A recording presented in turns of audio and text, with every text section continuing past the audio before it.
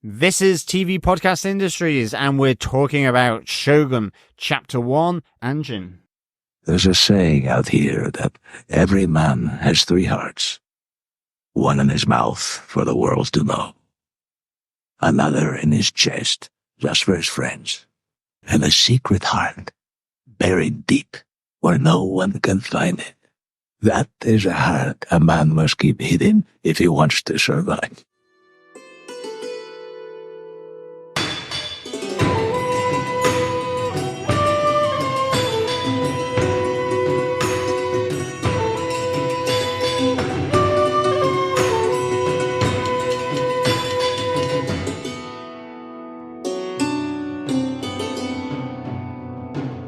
Welcome, fellow warriors, to TV Podcast Industries. This is our Shogun podcast, where we are delving into Chapter 1 of this 10-episode series.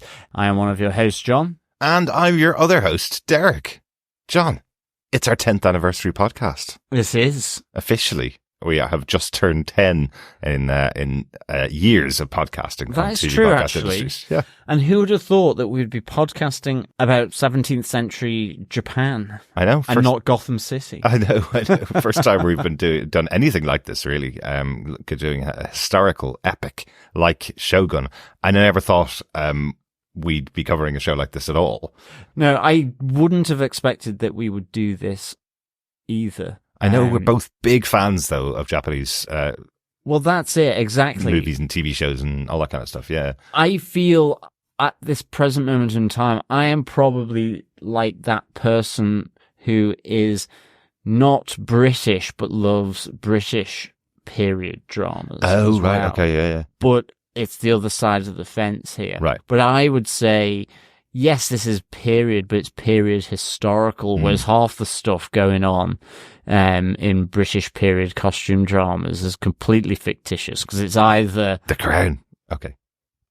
Well, that's just royalty, but I mean, it's like Jane Austen or something like that. Right. It, or Bridgerton or... yeah, exactly. Right. But to me, the history here is much more sort of exciting, intriguing, that it's sort of framed around this drama. Yeah. And of course, really interesting that a lot of the characters in here are based on real historical figures. Yeah. They have different names, but are based on historical figures of that time. Yes. And of course, we will try our very, very best to pronounce the names correctly. But yes. yeah, it might be difficult for us. John Blackthorne, I know, is very difficult to pronounce. I think that'll be the only one we won't have that much problem with. And I don't think we'll have a problem with the major sort of characters here. It's more the one I'm struggling with at the moment is Yabashige, I think. Yeah. And I think that's how it's pronounced, but it's also just the fact that even with one of the other main characters in terms of Lord Yoshi Toranaga, I've also been pronouncing that as Tarangu. Okay. And stuff like right. that. No, exactly. So, but that's just, anyway, we'll get there. Look, we'll do it. We will. I have faith. We will, absolutely. But I would say this is very similar to when we've been covering some of the shows that have been based on books that we've read in the past, where we... Like Wheel of Time. Exactly. Yeah. Or Lord of the Rings, where you're kind of going, well, I've always pronounced it like this. Exactly, but we're reading it off the screen because, a lot of the characters are speaking in Japanese to each other, and we're reading the subtitles, and it's very difficult to catch how they're pronouncing the names as well. So we're going to do our best. Yep. But I hope that doesn't spoil the enjoyment of the podcast and how we discuss the episode of the show. I know Shogun itself was a massive property when I was a kid. I think every parent I know had the book Shogun on their shelf at home. That I remember. And then I remember the book. Yeah, and I also remember as a very young kid sitting down with my mom watching the Richard Chamberlain version of the miniseries of Shogun, which came out in 1980, but we are based in Ireland, so we probably got it in about 1984 or 85. I don't think it went live with the US at the same time, but I absolutely remember my mom's love for this, and I'm sure in the back of my mind. This show, Monkey, which was another massive show at the time, all of that led to my love of Japanese culture and of Eastern culture. Well, I think you're right, because I remember this show, for sure. I absolutely remember the James Clavell books hanging around the bookshelf in my home. I've never read the book because it was just one of those books that, you know, as a 10-year-old, it's like that one book is the same as the 3 Lord of the Ring books put together. You know, you need a lectern to read it. And then I realized that there is another book as well. Multiple books in so series. Remember that. Remember there was sumo wrestling was on Channel 4. That's right. Back in the 80s. I remember watching that as well. Like American. It was so good. I had American football and sumo wrestling. And it was just like, it was really interesting. You know, it felt vibrant, these different sports. I mean, certainly sumo, it was so different from anything, but, you know, linked into, I guess, the love of seeing also wrestling. I know it's not technically wrestling, but it's the closest I can kind of equate to it. I get it. And then WWF as well. Of course, so...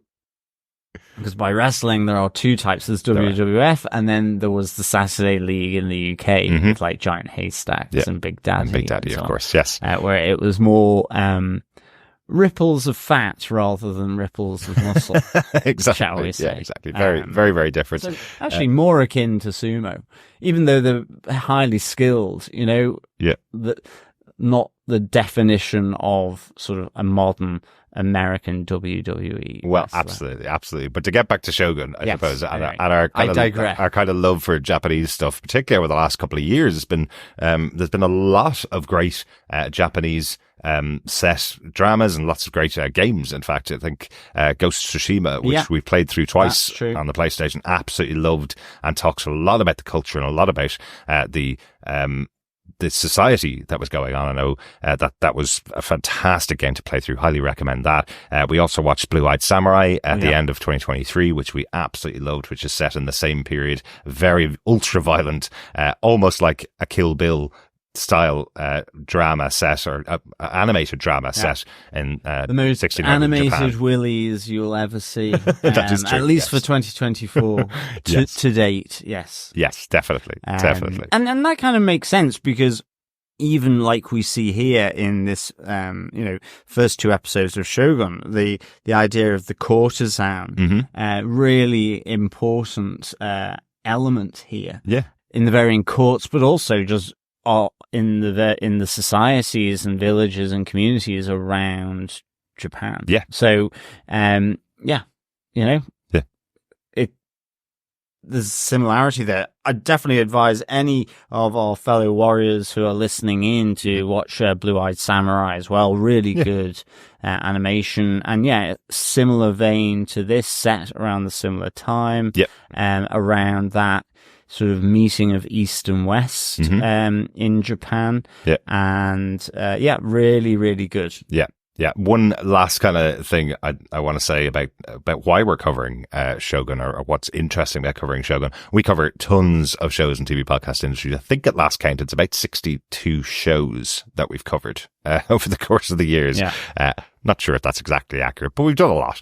And we choose shows that we really like, and shows that we're interested in. And sometimes something that's completely out of left field, like this, something that's very different for us. I feel there's been such a long time since we've seen this kind of epic TV show that isn't fantasy based. You know, something like Lord of the Rings and Wheel of Time are fantasy novels. Absolutely. This, of course, isn't historical. It is historical fiction, but it does have that epic feel of a kind of a show that we would have seen when we were young in the 80s and 90s. There used to be a lot more of these epic mini-series or series on TV, where loads of big budget are going in to tell a historical drama. So it feels like something that we haven't seen in a very long time on TV. Definitely. So I'm really excited to go into it. We will say up front, we did get screeners for these for the first 8 episodes of Shogun. We've watched about 4 or 5 of them. Part of that was to make sure this was definitely going to be a show that we want to cover each week as as it comes out on TV Podcast Industries. So there will be 2 episodes that we'll cover on this week's podcast, and then from next week onwards, it's 1 episode per week coming out on Disney Plus or Hulu or FX, wherever you get access to it. It'll be available each week from now on until going into May. Yes, absolutely.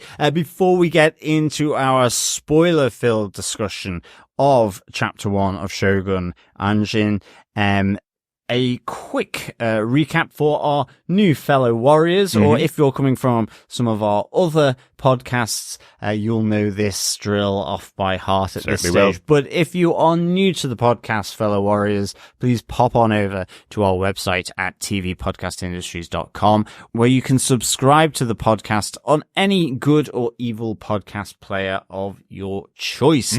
You can also go to the website to leave a voicemail for feedback. We love feedback, and so we will have our feedback section for all thoughts, theories, comments, observations, viewpoints on all things to do with the 10 episode series of Shogun. So you can leave a voicemail over on our website, or you can send in an email to feedback@tvpodcastindustries.com, or you can head on over to our Facebook group at facebook.com/groups/TV Podcast Industries. Absolutely, yeah. I'll have a spoiler post up there each week for the episodes as they come out, and you can talk to other fellow warriors who are watching along. I know lots of our listeners are very excited about us covering Shogun, so hopefully you're going to be following along every week with us here on TV Podcast Industries. Absolutely. So, Derek, what are some of the episode details for this first episode, Anjin? Well, mentioned already, this is based on the 1975 novel by James Clavell of the same name, Shogun. The writers and creator for this show are Rachel Kondo and Justin Marks, a husband and wife team, who are the writing partners for this show. Justin Marks was one of the writers on Top Gun Maverick, John. Yeah, interesting. Yes. Really interesting. Big budget. Absolutely. Big bang. $1 billion movie really that nobody thought would be successful. Definitely. At all. But was fantastic on screen. An epic in its own way. Yeah. Definitely. This episode was directed by Jonathan Van Tulleken. He directed 2 episodes of Upload on Prime Video, interestingly, and also directed and executive produced The Changeling. He has directed the entire season 2 of the critically acclaimed Top Boy and the TV series Misfits as well, John. So Channel 4. Yeah. Wow, so very varied credits there for Jonathan. Yeah. Excellent. And he also directs the second episode of the season. Well, I really like his sensibility for this show. And I mean, I think in any case, just like the whole thing just feels so luxurious and so on, and authentic, and just how the production of it is just really, really good, you know? So yeah, excellent stuff. Without a doubt. And we are going to talk about the 2 episodes separately, Chapter 1 and Chapter 2, throughout the podcast. We're going to start off with Chapter 1. So John, do you want to give the quick synopsis for Chapter 1 of Shogun Anjin? Sure. Destinies converge in Japan after a barbarian ship washes ashore in a poor fishing village. Meanwhile, in Osaka, Lord Toranaga finds himself outplayed by his enemies. Short, sweet. Absolutely. Yep. Short and sweet indeed. I mean, I think at the end of the day, you know, it is that kind of simple. I think, you know, one of the big things here is, you know, it is obviously this clash of cultures. Yeah. You know, in terms of East and West and everything that is going on there. I mean, I think the other really nice complicating fact of this is the introspective mindset of Japan. Or at least people in Japan, you know, they haven't necessarily gone, across the waves in the same way that the Spanish, the Portuguese, the British have done in that kind of, you know, quote, swashbuckling, or at least not westwards. Absolutely. But they've gone towards Korea, they've gone towards China and so on.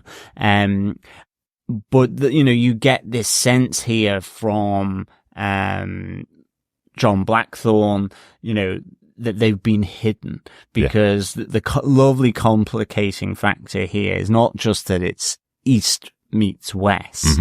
It's the fact that West, and in a sense, East as well, West is split into factions of Catholic and Protestant. Yep. And indeed, with Japan, you have this new Christian faith coming into, ultimately, religion that is much more nature based in terms of Shinto as being one of the, older religions. So, these kind of different factions, as well as then the big clash of East and West, and what are the differences? Where are the common threads that, mean that you become an ally or not, So this is just really fascinating. Absolutely. It's so interesting, isn't it? And I think that one of the big things that makes this story stand out, and those clashes of culture stand out, is that we have a very advanced society here in Japan, and people from the West coming in, and, what they would have done in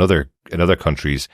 The story that they tell is that it's a savage nation. They come in, they kill them all, take over the country, and now it's their country. They can't do that in Japan. They can't walk into Japan with a couple of ships and take it over effectively. It's a very different clash of cultures. It's a whole entire society that is very well developed. May not developed in the same way as the West, but it is very advanced and very well capable of dealing with what the West has to offer. So it's interesting that the machinations that they have to use, and we'll talk about them as we go through our points, but the machinations that they use is a lot of deception, hiding their true motives from the Japanese so they can extract what they want out of them rather than them taking over Japan, which feels very different. Yeah, exactly. And I mean, there was an interesting book about sort of, I guess, at least in terms of the expansive supremacy of, say, Western Europe, as opposed to, these big civilizations like China, Japan, even sort of the Mesoamericans,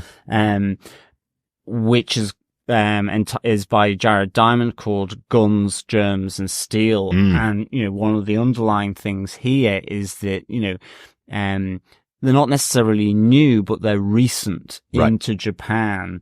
It's the point that Japan, China had things like fireworks, gunpowder way before Western Europe. Yeah. But it was the production and the use of that technology to make a musket or a cannon and so on. I prefer the fireworks personally. No, exactly. It's that kind of the technological advance or innovation and which direction it went and for what reason. Yeah. And Jared Diamond explores that sort of in Guns, Germs and Steel. Very good. And it's the same way that, you kind of get the feeling sort of in this episode as well, the difference in the type of boats that, one can effectively, much more adept, not necessarily perfect, but much more adept at going across massive oceans in terms of the North-South Atlantic, across the Pacific. Okay, they're almost at death's door, but nonetheless, just a bit. But then you see later in this episode, one of the Japanese galleons struggling very close and still using oars, which can prove difficult on the high seas. So, it's kind of interesting and so on. Yeah. But I think that brings us to our top Bushido that we will have for our coverage of Shogun. And this is the way we cover all of our episodes, all the shows that we cover. We choose our major points to talk about from the episodes, to kind of make sure that we kind of talk around all the big moments within the episode. And this time, because we're in Japan, we're going to be calling these our Bushido. Yes. So let us get on to Bushido number 1, the arrival of the Erasmus. Two worlds collide. So like kind of almost a little bit sort of ghost shippy.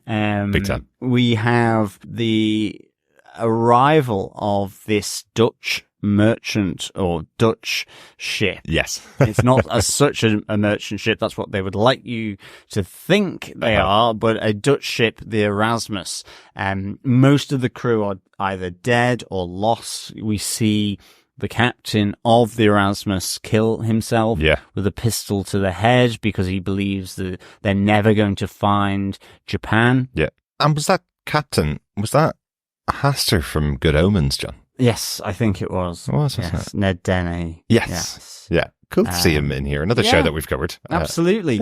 But this is all fairly, sort of desperate. There's people, they're dead. They've starved to death. I was looking at the numbers, and it was basically this. They left with 5 ships and over 500 men, and they're down to the last dozen, is what Blackthorn is telling the captain. He's like, there's a dozen men that are depending on you. He's like, we're out in the ocean. We've lost 4 ships and over basically 500 people. There's nothing I can do here. What are they depending on me for? And it's literally that kind of physical embodiment of two worlds colliding as it's brought ashore land, it runs aground in Japan, and you have the local soldiers, militia, whatever, coming to investigate and just taking. That was filmed as well. Yeah, it was cool as they all lined up on the shore to see this mysterious ship come from the fog, basically.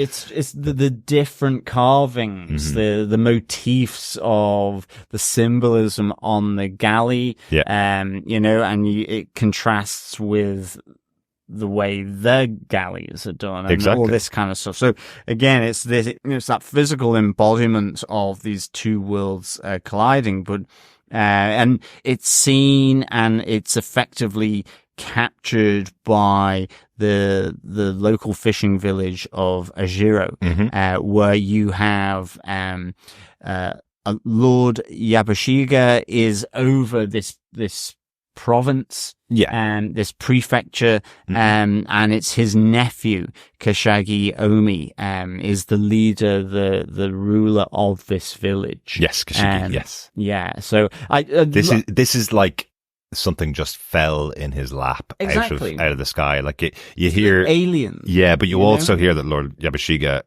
his uncle, has not visited the town at all. It's a small fishing village of no particular interest to the local lord, and here he is now in power in this town, Kashigi, taking over from his father who's passed away a year before, and here he is with this foreign ship suddenly on his shores, and now this could be his play within the society to get more land. We even hear from Lord Yabashige when he arrives, I will increase your territory effectively for this tribute, because he believes this is a way for him to get more power. So everybody's on the ladder, and this ship arriving could be the next rung in that ladder to get them more power. Absolutely. I think, you see through the course of this episode that Yabashige's nephew is a clever guy. He realizes the importance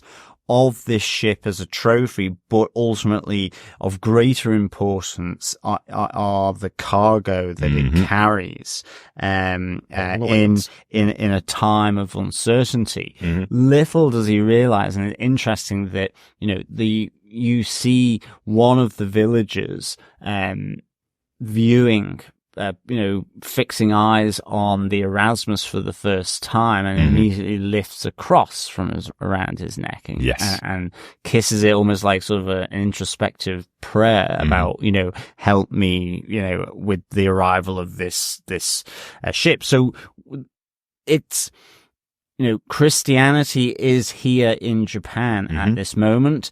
European men are not new, but they're certainly rare. Absolutely. Yeah. And it's just really, really good, because you have then this lovely sequence where John Blackthorne is brought aboard with the remaining crew that are alive, and effectively you have these different cultures, but you have John Blackthorne believing that the Japanese are savages, and you have the Japanese believing that these Europeans are barbarians, or pirates, there's this lovely interchange between the two cultures about effectively saying you're savage. Yeah. You're a barbarian, you know. And each of them, it interchanges between the two of them, because from each other's perspective, when they can't understand a word that the other's saying from each perspective, one's a barbarian and one's a savage. So I really liked how they played with that. And then add to the mix, which is, again, another really cool choice. And I'm sure this was in the original novel. I'm sure this is how it played out as well. But adding to it that the only person that could possibly help in the translation is the local priest, who is Portuguese and Catholic, speaking to Protestant John Blackthorne, trying to translate his words, but not trying very hard because they're enemies. Because they're enemies, exactly. Yeah, exactly. So, it's the geopolitics of Catholic and Protestant forces bringing their battle, their war from Europe into proxy ones all over the world, where, you know, but what we learn here from the opening of Shogun here is, you know, the year is 1600. The Portuguese have profited from trade with Japan hugely, but they have kept it secret from European Protestants, you know, and in Osaka, that the reigning Taiko, sort of ruler over all the lords of Japan has died, and, you know, you have the politics of the Japanese court beginning to play out because his heir is too young for the role, and so you have these 5 warrior lords and the politics at play there. So it's those politics coupled to this layering of the Portuguese, and it's just really, really interesting. And I think what's really good is, you know, we say two worlds collide. They don't understand a word of one another, but they also kind of do to some extent, whether it's because of how they intone what they say or they're just gesticulation. So we do have this wonderful moment where John Blackthorne is kind of giving everything he can to say, you know, get your hands off me, you savage, or, you know, and he grabs his crotch, you know, he says, I'll piss all over your country. And Kashiri sees him grabbing his crotch, this gesticulation, and just gets his soldiers to push him down on the floor as he then urinates all over him. You know, and it's almost like, was he saying he was going to urinate on me? You know, what's the insult here? That he's not in power here either. So, so my insult back is I'm going to do that. And then it's like, they're savage, you know, or he's a barbarian, or what, and it's a really great interplay. And I think, you know, again, it plays out with these different cultures because we have one of the, more shocking moments here when Lord, Yabushiga arrives here and you have his nephew trying to impress him with his find. As you say, he has John Blackthorne come up to him, brought to Yabushiga, who then is being translated by a Catholic priest, as you say. But he then, effectively, the Catholic priest here is trying to get him executed. But Yabushiga seems to have just sort of taken a fancy to, I guess, the cut of his jib, his, you know, in a sense. I think it's also that Yabushiga doesn't trust the Catholics. Exactly. Yeah, I think he has no particular respect, and maybe for this particular priest. I think he doesn't like him at all, and he knows he must be lying in the way that John Blackthorne's carrying himself,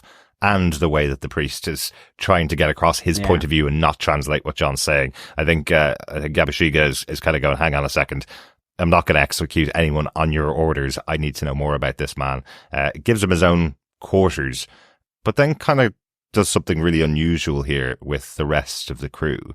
That's the shocking, you know, this is one where it's like becomes, you know, the shocking difference. And I mean, but it's not in a sense, in the idea that, you know, a medieval or even, a lord of that time somewhere in Europe didn't boil someone alive or hung, drawn and quartered or whatever. I mean, any kind of method in a sense is grotesque, but you have here, you know, in his place, someone else one of his crew will be executed, and in my own special way, he kind of says, which is he's boiled alive. And it's almost like he's trying to, you see him then meditating as he hears the screams of this Dutch crewman, screaming as the water boils and he's in the pot bound.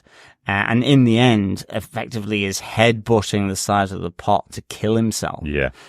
But it's almost as though Yabashige is trying to sort of obtain something from the last gasp of this Dutchman dying, that there would be something he can learn, absorb, take on board as to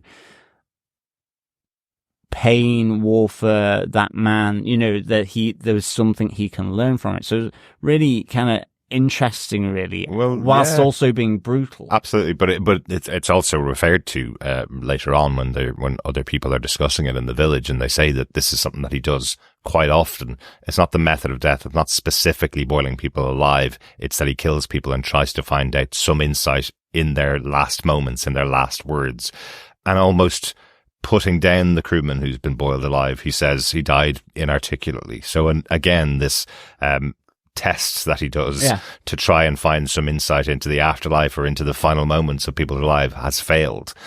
But it doesn't mean he's going to stop, and it doesn't mean he's not going to do it again. It's, you know, it's just, it's kind of, this is my thing. I test people at that point of death, and hopefully I learn something about that other people wouldn't learn, I suppose, which was quite brutal, but intriguing about his character. And yeah, also a very unusual moment with the courtesan coming in and offering herself to Lord Yabashige, and then ends off pleasuring his right-hand man in the same room. Well, absolutely. As the Lord and him. Yeah, not really interesting as Yabashige's aide is the one being seduced by the courtesan. And he is happy. Again, it's almost like he watches to learn to understand. I mean, she asks him, is it okay for me to continue? Yeah. But then he does. I mean, it's interesting who this courtesan is and whether there's something more to her. Like, you know, because we hear that, and I guess this would bring us on to Bushido 2 to some extent, which is, at least in my mind, which is Osaka Castle and the politics of the court. The thing is, Yabashige's prize, his nephew's prize of this ship, its weaponry, its guns, is not secret for very long. As Yabashige kind of berates his nephew, you have a spy in your village, you know, because we have the arrival of Lord Toranaga's right-hand man, Hiramatsu. Yes, we do. And I don't know, there's just something about the courtesan that suggests maybe also that she could be a spy of some description.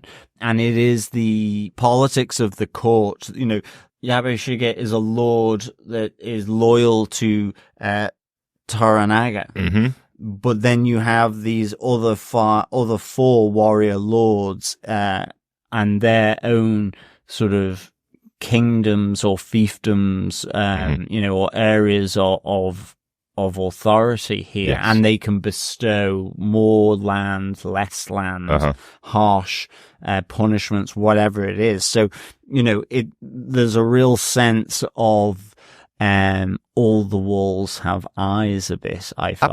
Absolutely. And again, you know, that's the what Game of Thrones was taking its idea from, and again in a fantasy setting, you know, here much more real world. But this is the element of the story that makes Shogun fascinating. This part about the politics that are going on in the central region of Japan in Osaka, everything that's going on here, the storyline that's happening here, and where we find the entire country of Japan in balance is on the shoulders of these 5 people.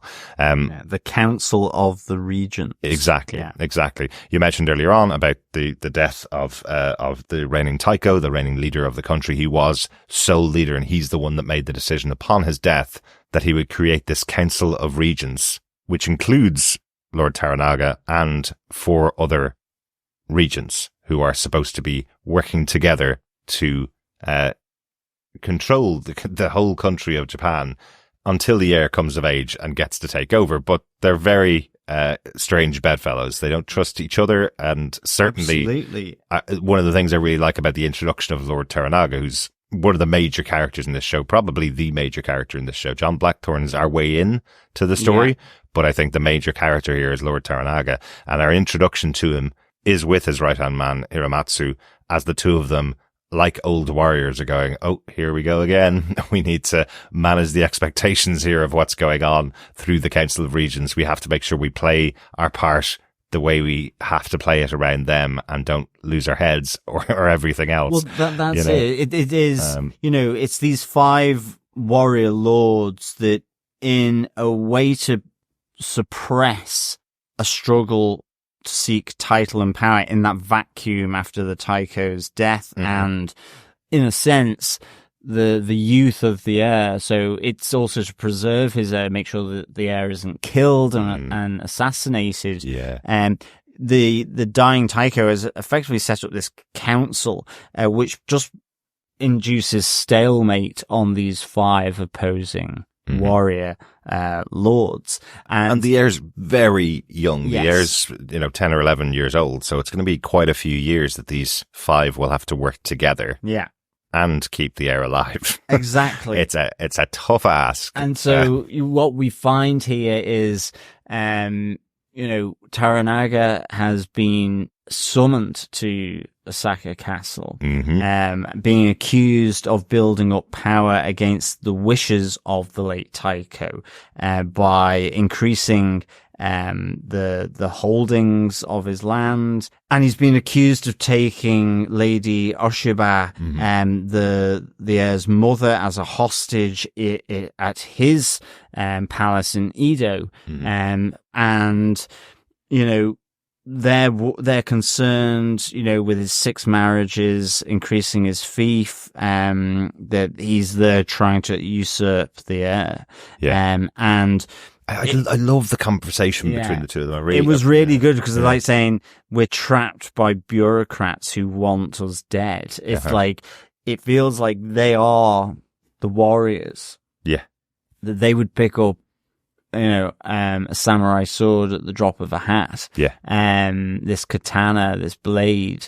And yet the others are feel like bureaucrats. There is a really great moment. I can't remember now whether it's this episode or the following episode where Lord Ishido, who is accusing Toranaga of building up this power, is stamping orders.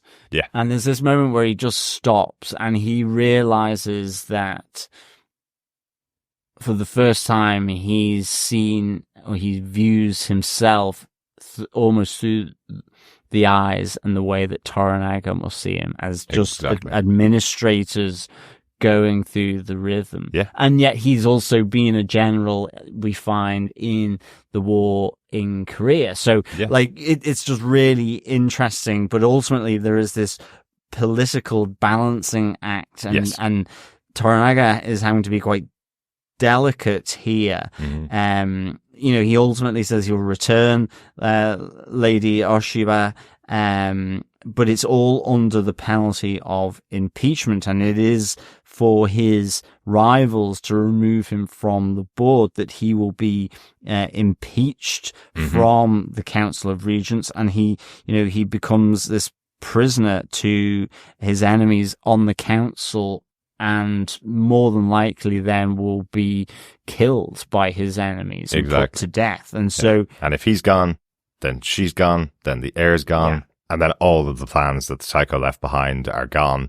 And one of the things I really like about it, the explanation for why the heir's mother is there, is because it's her sister who's giving birth. He's married to her sister. Her sister's at his hometown. So that's all the explanation he gives, and it's a very simple explanation. There's no particular reason why this would cause any major hassle in the city. But he is also using her as a shield. He is also using her for protection for himself as well. But he's explaining it in a very natural way. Of course, she would come to my hometown when her sister's going to be giving birth. That all makes sense. But it is true bureaucracy will get you just as quick as a bullet. Look at Al Capone. That's how he went. It's bureaucracy, not the bullets, right? Exactly, the tax man. The other interesting thing or dynamic that comes out as well with this group is that Lord Toranaga, not only, the interesting snippet is he's the Lord of Edo, which is now modern day Tokyo. That's right. So it becomes a pretty important place. But secondly, that his family bloodline is Minowaran. He's a Minowara bloodline, and we get from one of I was going to say a nanny who looks after the young heir, but I don't know whether it is a nanny. It's almost like his teacher and lady in waiting. Right. That kind of thing. Yeah. But more than that, because she educates him. I thought that was his grandmother, but... it could be his grandmother. Well, nanny, yeah. Is nanny or is yeah, as we call it, just, warns, Toranaga, that it's that Minowara bloodline is what puts the fear into this council, because of its links to the shogunate and being that supreme leader. Toranaga kind of says he doesn't want that, but it's interesting because we do kind of get this moment where she warns him that, they will kill the heir and there will be these dark days again, and she says it's like a tree and the support of the branches by a stake and so on. This is the same. Toranaga, is like that support to the heir as this young tree, this young sapling that needs to find its shape. And he is, this is the metaphor. As she says, what happens when that support goes? Exactly. It goes misshapen. It doesn't develop in the way that you want them to. So it's kind of really interesting sort of politics going on in this court. And it's so delicate as well in that opening scene where Toranaga is speaking with Ishido and the rest of the regents. And you have one of Toranaga's men who is angered by the insults being given towards his lord, that he is, in a sense, being traitorous and building up this power, and he interrupts, and ultimately you have this other sort of really big moment of him asking for seppuku, which, as it transpires, I'd kind of forgotten what this was, but and the guy's wife is not very happy because effectively this can end his entire bloodline, his family line. Yes, so he asks for seppuku. This is Tadayoshi who interrupts the conversation between the Council of Regents, which you absolutely do not do. You can see from the way it's all laid out, they can't cross the threshold into that room unless invited to speak to the regents, really. So he crosses the threshold because of the slight, and then asks for seppuku, which would be traditionally him taking his own life for his dishonor.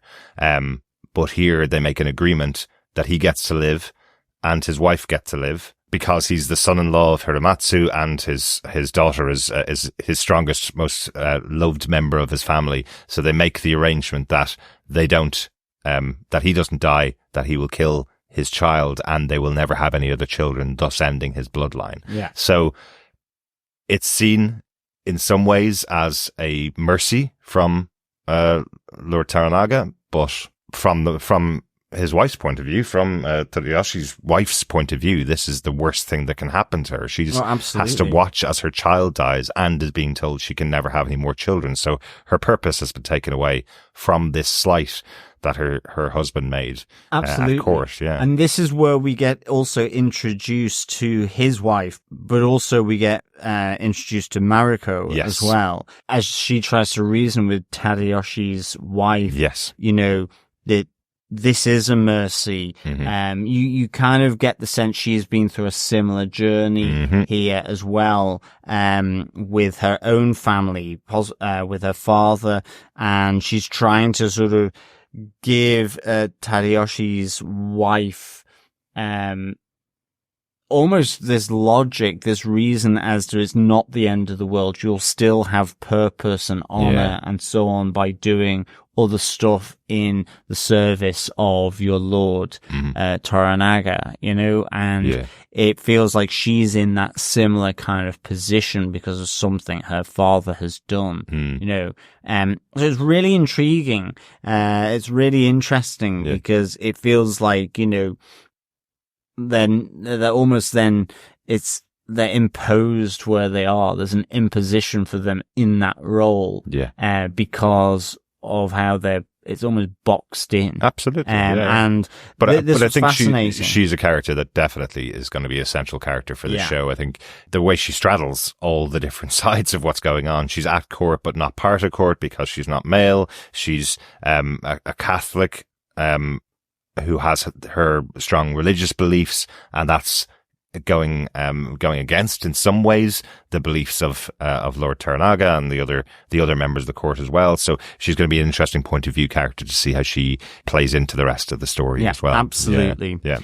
Shall we get into Bushido number 3? Yeah, our final point of the episode, the journey to Osaka. So we mentioned earlier on about Hiramatsu coming to Jiro, confiscating the ship and bringing John Blackthorne with him back to Osaka. I did really like this, this idea that he's, again, how he's measuring his words with Lord Yabashige, who believes this might be his rung on the ladder, but also believes he can keep the weapons for himself and use them in a potential fight. If something does happen to our Lord Toranaga, then I have the ability to go into a battle using these weapons. But no, instantly we have Hiramatsu going, "Thank you so much for your tribute," kind of thing. Well, that's it. But it comes straight after the sort of, the scheming and the plotting between Yabashige and his nephew Kashagi.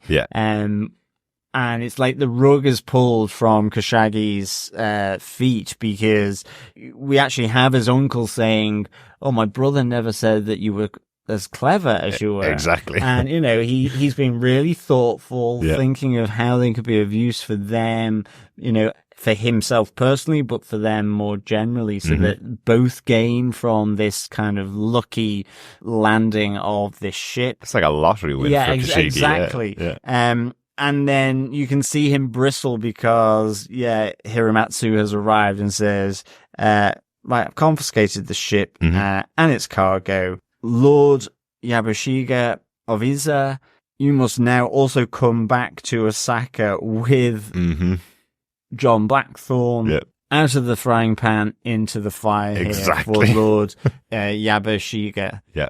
I really like that. It's also interesting that we have, Toranaga wanting to bring this Westerner to the royal court in Osaka. Yes, it is. Absolutely. Really interesting kind of politics at play here. Let's talk a little bit about John Blackthorne here as well, because, as I say, he is kind of our point of view character to begin with. And I do think they're doing a great job of it not just being the point of view of the Westerner coming into the East. We're getting loads of great story and great setup for what's going on in Japan and what's the setup of everything that's going there. But particularly on John Blackthorne, what we find out in his conversations with his crewmates is they're not a merchant ship. No. There is one book that can condemn them all to death, effectively, the Rushers, as he calls it, which is the detailed plan and detailed instructions that came from the government when they were sending them over to Japan.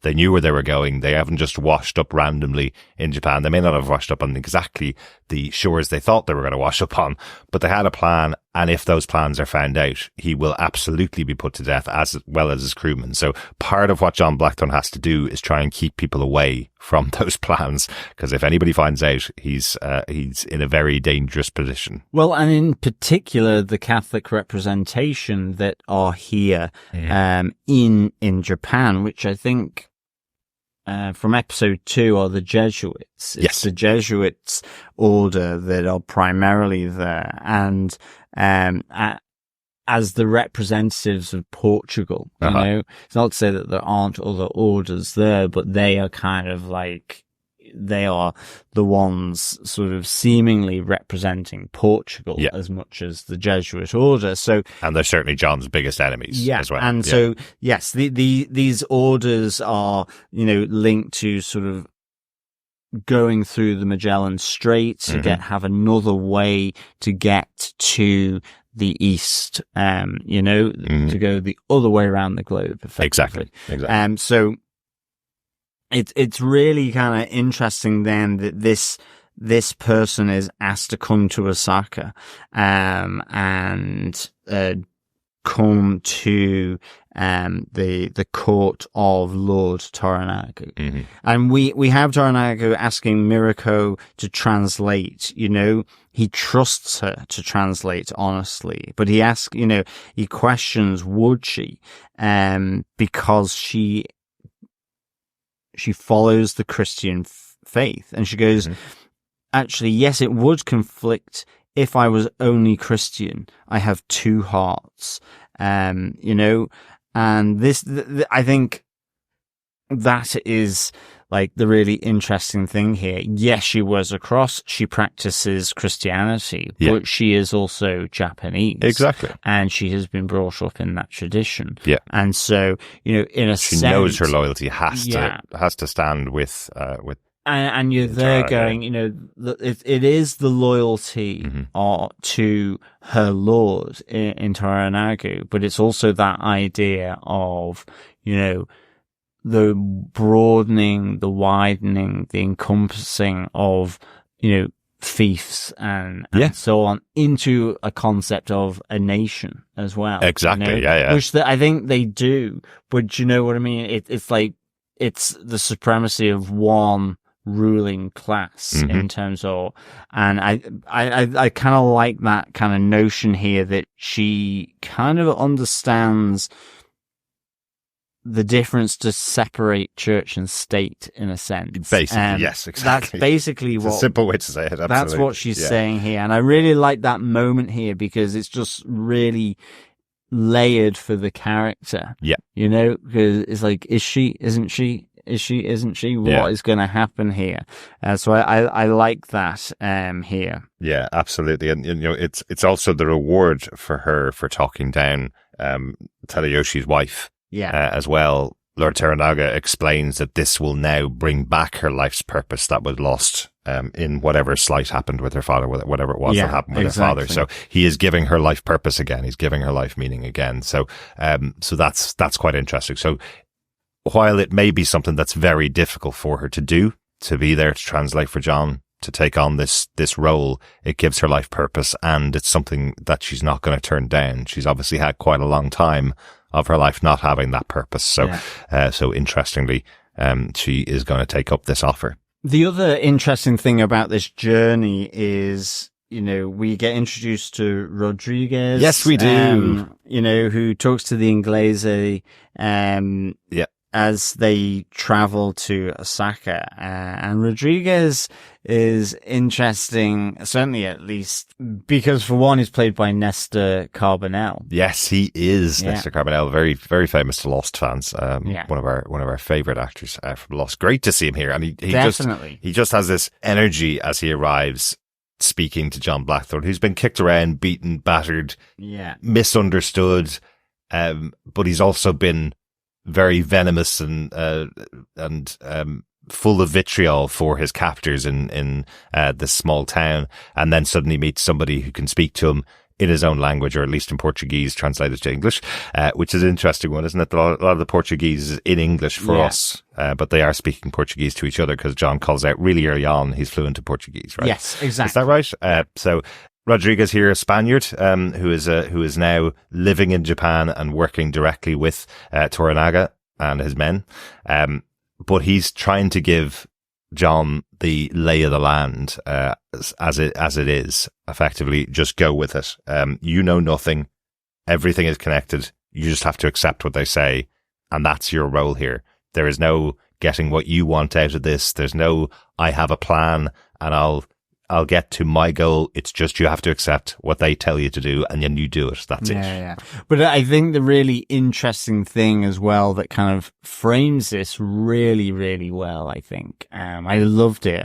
It felt really epic as they're coming into Osaka's harbor, you know, and like John Blackthorne, as you say, he's been really bullish. He feels disrespected, you know, he's being treated like a prisoner. He's like, I won't die in this wretched land. And, you know, Rodriguez kind of says, you know, are we the hilt of civilization? He poses that question to him. He says, go out on deck and see Osaka, and ask who rules a land like this. One who schemes in the open, or the one you never see.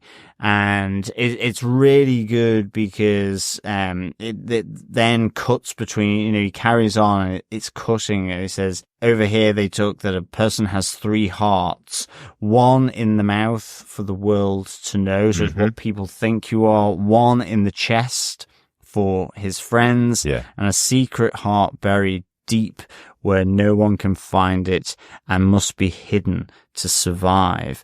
And it's, you know, that's the person that rules a land like this, you know, and it's really fascinating. And it kind of, with each one of these hearts, it cuts to a different person, in terms of, I guess, making that connection as to, that particular heart. Yeah. I do know that one of the other episodes in this series, entitled The Eightfold Fence, again, is referencing a similar kind of thing around what you show publicly, what you show to people who are close to you, what you show internally, or what you don't reveal. It's a similar kind of thing. And I just thought this was absolutely superb. You know, it's almost like Rodriguez is saying, forget everything you know, you know, but don't think that you're the hilt of civilization. Exactly. When you see how they operate here, yes, they might not have necessarily the weaponry that we have been come to renowned for, but you know, it's just a really great way of doing it as kind of, you know, the Osaka harbor and the edge of the city starts to come into view for John Blackthorne. Yeah, or in Big Lebowski terminology, you have no frame of reference here, Donnie. Stop walking into conversations you know nothing about. Yeah, exactly. that's basically it.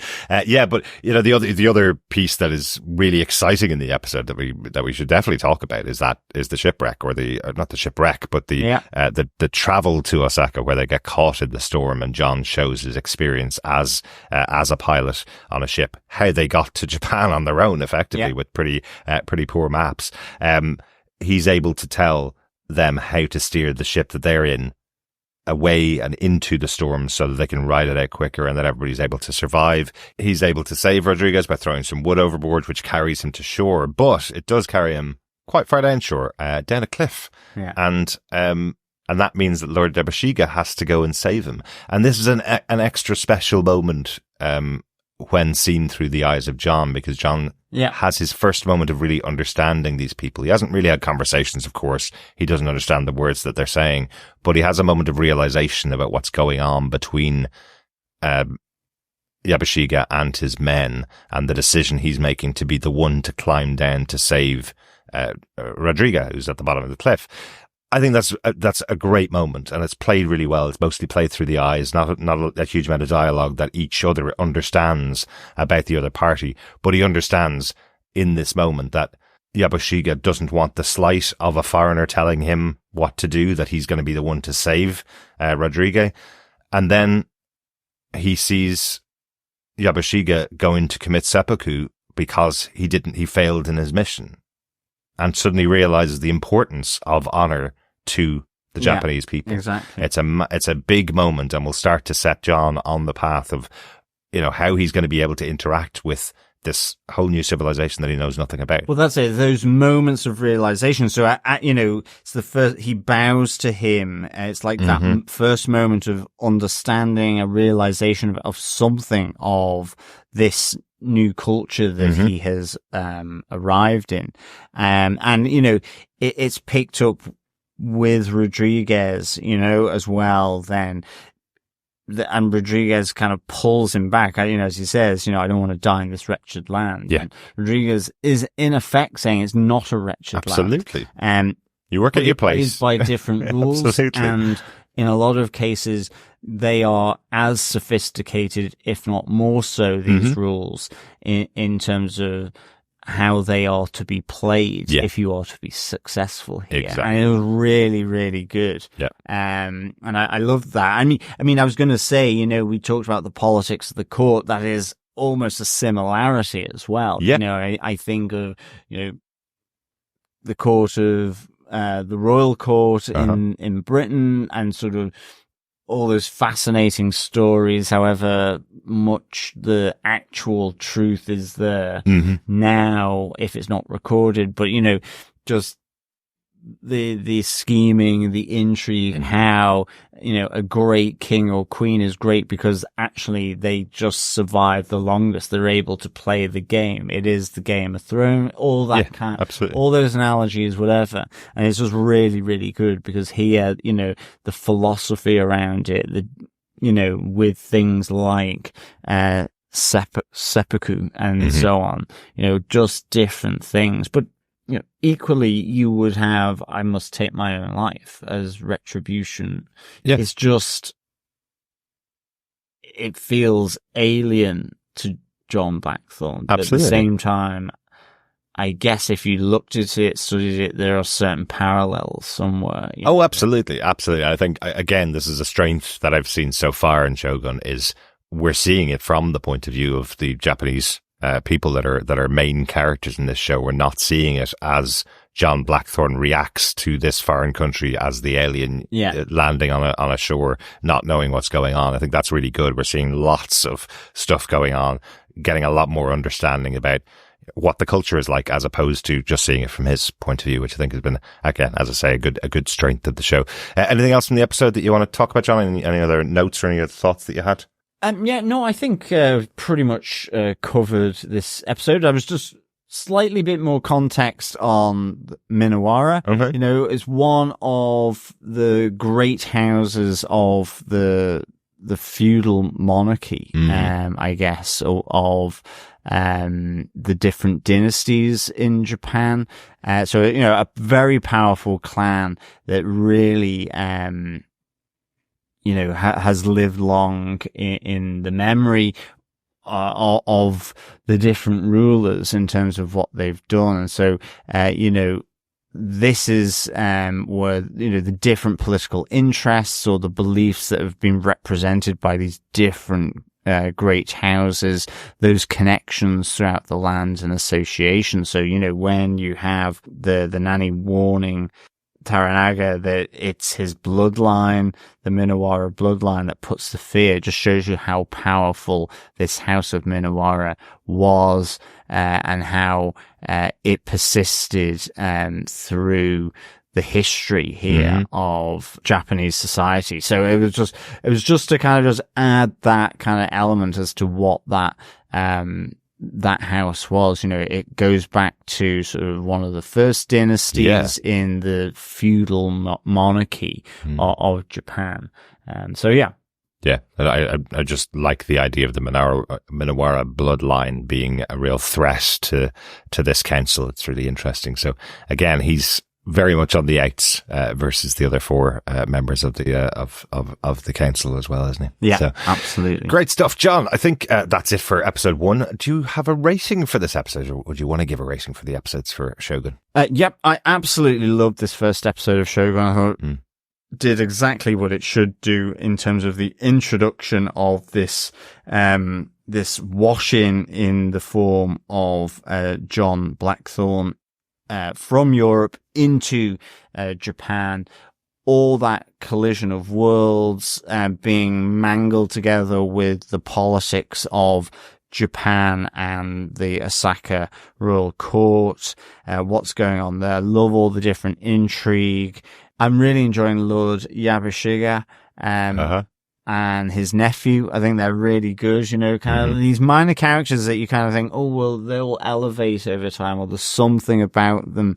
I think, you know, the Catholic, Protestant, the traditional way of life for Japanese, their traditional religions of things like Shintoism, next to Christianity, those kind of conflicts. So I would give 5 boil in the bag Dutchmen out of 5. Oof, okay. Yeah, hot stuff. Absolutely. I really, really enjoyed this. Excellent. This episode. Excellent. That's it for chapter 1. We're going to go and take a break and come back with our podcast about chapter 2, Servants of Two Masters. You'll find that in our feed over at tvpodcastindustries.com, and make sure you subscribe to get each of the episodes for the Shogun podcast each week. Speak to you soon.